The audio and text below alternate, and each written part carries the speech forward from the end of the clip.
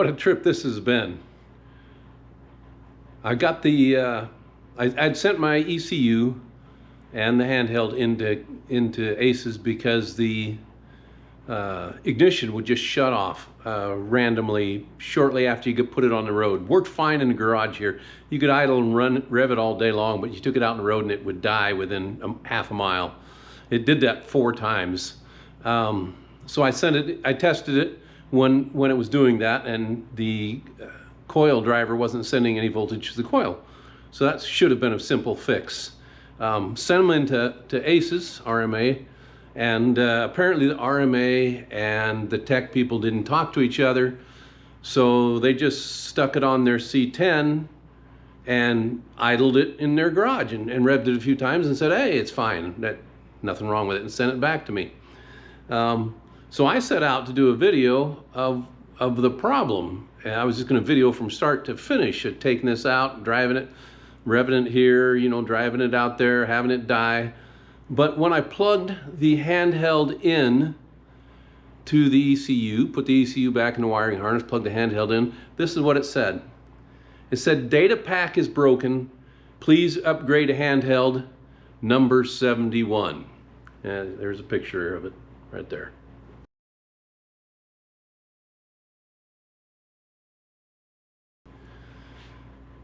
Okay, I got online and I downloaded the latest firmware for the handheld, and I plugged it in and updated, did all the things it was supposed to do, and fired it up, and it barely ran. It died right away, flooded the thing. I mean, just flooding horribly. So I'm like, well, yeah, there's something wrong. So I upgraded the ECU, because I guess there's an upgrade for that comes when you download the upgrade for the handheld, because anyway, there's settings in there, and I hit the button and it upgraded the ECU. And I'm like, all right, way to go. Fired it up again, same thing, flooded it immediately. Huge. So I thought, well, yeah, I'll just start over fresh, right? I'll run the wizard. And because now I have new firmware in the handheld and I have new firmware in the ECU, so we might as well just run the wizard and start all over again. I've got my tunes saved. I can always throw it back in there. My original tunes, you know, not the ones that apparently it came back from ACES with or whatever. Anyway, that didn't work either. It still flooded. It made a mess of things. So one more try. And I reran it, redid the wizard again with it set at race this time, because I do have fairly low idle vacuum. But then I went through every single page of that software on the computer and reset everything. I left some of the stuff the same that I didn't. I mean, they word things really strangely.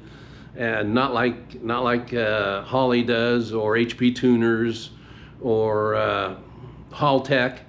They're just different. I don't know why, but they're worded differently, and so some of the stuff I'm not sure what it really is doing. So I left that alone. But I rebuilt the timing table, I rebuilt the AFR table, I rebuilt the volumetric efficiency table, because the race version is way too rich for everything. I mean, I don't know how you get that volumetric efficiency out of a non-boosted engine, but so I rebuilt that. I rebuilt cranking fuel and enrichments and temperature change enrichments and all of those things, and spent a couple of hours on it. Threw it in here, fired it up. It runs. Holy crap! It actually is not too bad. It idles with a little rumpety more than it did before, and I can work that out. But it's pretty good. And I took it out and I drove it. You know, brought my GoPro with me, and you'll see some of that. And all right, well, we just pulled out of my driveway, and I don't know if you can see the handheld right here. But we're just going to cruise around these couple of blocks, so we won't be going very fast.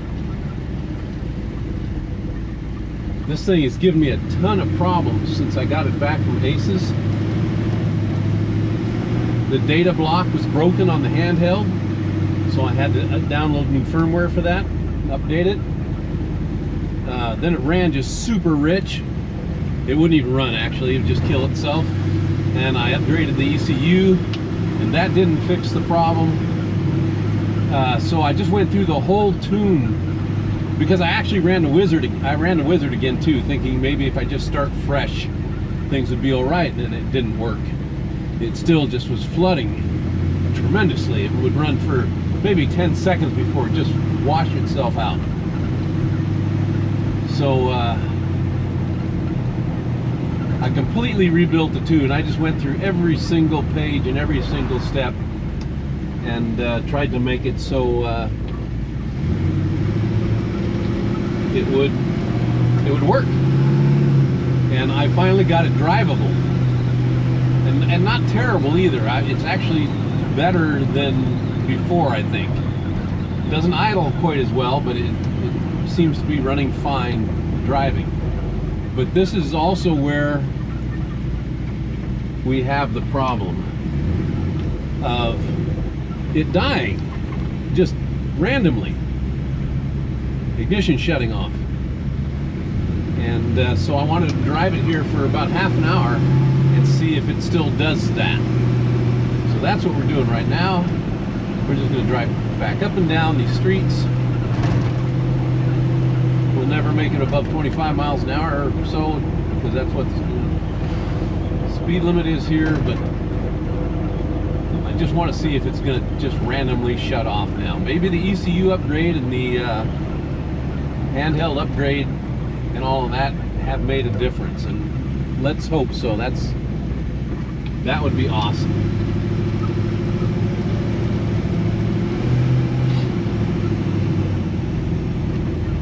I will never trust the system not to just do it sometimes. And when it did it, it took hours before it would restart. I usually just towed it home and left it in the garage. Tried it the next day. Right now is probably the longest it's actually run without turning itself off since I got it controlling the time. So far we've got a win here.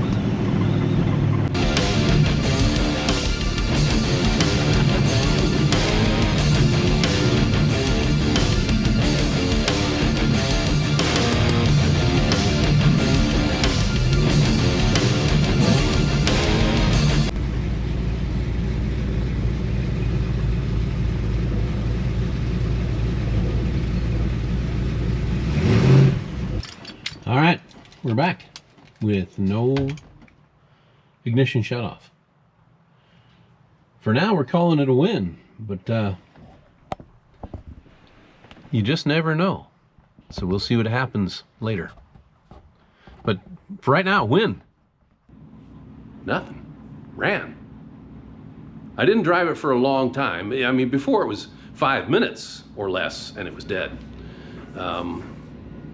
Drove it for probably 15 minutes, 10 or 15. Didn't die on me. So I don't know whether it's the handheld firmware, the ECU firmware, rerunning the wizards a couple of times, or what has changed. Because nothing else on the truck has changed. Nothing else from when I posted a couple of data logs online where everybody said, oh, your voltage is too low, or oh, your map sensor is wrong. And I do believe the map sensor was reading wrong with the new firmware. We've corrected that with the tuning and stuff, but and redoing it because it's reading correctly now. But yeah, voltage wasn't the problem. I couldn't get that through people's heads. You can start at less than 12 volts. Okay, it will start with less than 12 volts, and then once it's running, it's 14.4 or 6 or whatever it is. It's a great charging system in this. Anyway, problem seems to be fixed. So we'll just see how it goes. But I got a little bit of video in there, and I'll show you that. And for right now, problem seems good. So I'll let you go with that. We'll catch you later. Try to get some more content out here pretty soon. Thank you for watching.